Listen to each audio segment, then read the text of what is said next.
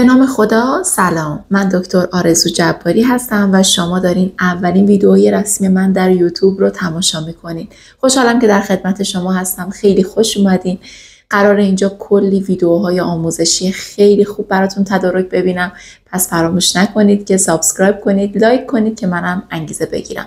بدون فوت وقت بریم سر اولین موضوعی که میخوایم امروز راجبش صحبت کنیم. میخوام بهتون یاد بدم که چجوری با کمترین هزینه مراقب پوست خودتون باشین و اونو سالم و شاداب و جوون نگه دارین. راجع به استفاده از ضد آفتاب حتما خیلی گفتن و خیلی شنیدین، اما من میخوام چند تا نکته‌ای که معمولا در استفاده از ضد آفتاب بهش توجه نمیشه رو خدمتتون عرض کنم. اولین مورد اینکه چه مقداری استفاده بکنم ضد آفتاب. اندازه 1 بند انگشت، 2 بند انگشت یا به اندازه کف دست. مرسومش این هستش که به اندازه 2 انگشت کامل، 2 انگشت اشاره کامل از ضد آفتاب برای صورتتون کفایت میکنه. پس در نظر داشته باشین که وقتی اندازه 1 عدس از ضد آفتاب استفاده میکنید اون مقدارش بسیار کمه.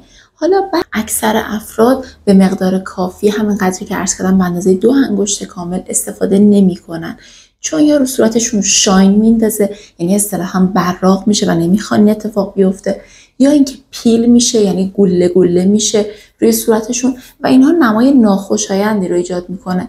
به خاطر همین توصیه میکنم یک ضد آفتابی رو که متناسب با پوستتون باشه، حالا اینکه ایرانی باشه یا خارجی باشه زیاد تفاوتی نداره. قیمتش خب از قیمت‌های پایین‌تر شروع میشه تا قیمت‌های بالاتر، رنج قیمتی متفاوتی داره.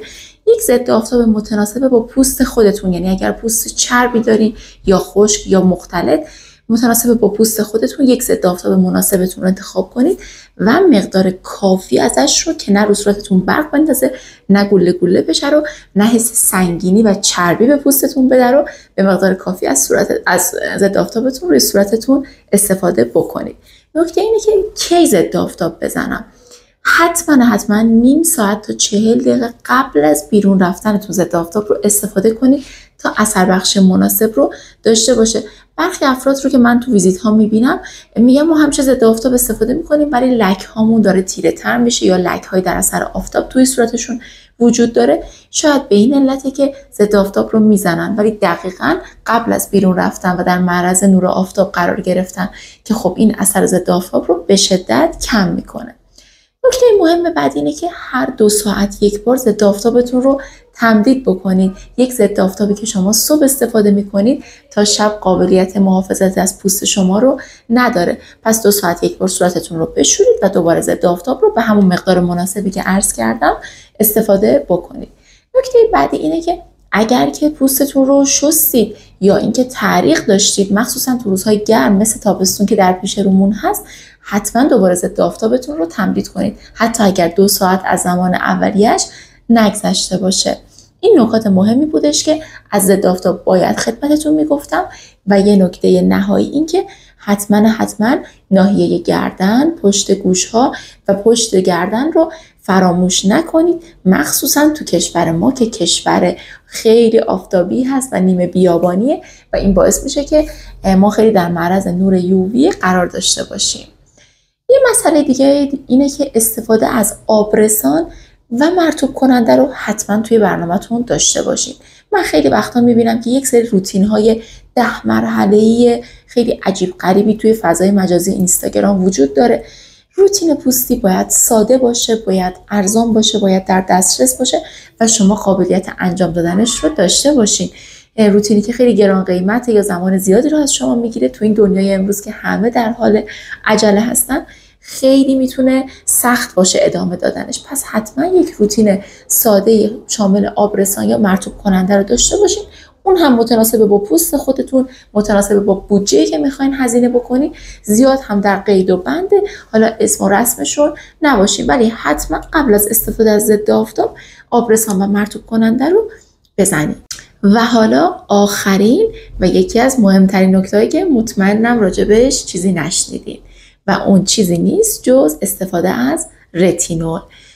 رتینول یکی از مشتقات ویتامین آ هستش و خیلی به جوان ماندن پوست و یک دست بودنش، کاهش چین و چروکش خیلی کمک میکنه. با افزایش ساخت کلاژن باعث میشه که پوستتون دیرتر دچار افتادگی بشه، شادابیش رو از دست نده، کدر نشه، خسته و بیحال به نظر نرسین. و اما رتینول رو از چه سنی شروع بکنیم؟ معمولا از اواسط دهه 20 سالگی زمان مناسبی برای شروع رتینول هست. رتینول رو خیلی آروم وارد روتین پوستتون بکنید، مثل هفته 1 بار یا 2 نوبت، و بعدش میتونید 1 شب در میون ادامه بدین. رتینول حتما باید شبها استفاده بشه و مقدار کم. اندازه 1 عدس برای کل صورت شما کافی هستش. حالا اینکه رتینول 0.5% یا 1% استفاده بکنید بستگی به سنتون و میزان سن پوستی شما داره. بعضی افراد 40 سالشونه ولی انقدر مراقبتشون از پوستشون خوب بوده و یا زیاد در معرض نور آفتاب نبودن، خب پوستشون سن پوستیش کمتره، و برخی هم برعکس. خیلی بستگی به نوع پوستتون داره. معمولا رتینول 1% رو ما برای 40 سال تجویز میکنیم. با رعایت این 3 نکته ساده‌ای که خدمتتون گفتم، یعنی ضد آفتاب، مرطوب کننده یا آبرسان و استفاده از رتینول، خیلی میتونید پوستتون رو با کمترین هزینه خوب، جوان و سالم نگه دارین. اگه ویدیو رو دوست داشتین لطفاً لایک کنید و اگر سوالی دارین در قسمت کامنت ها بپرسید. من در خدمت شما هستم. تا ویدیوی دیگه، خدا نگهدارتون.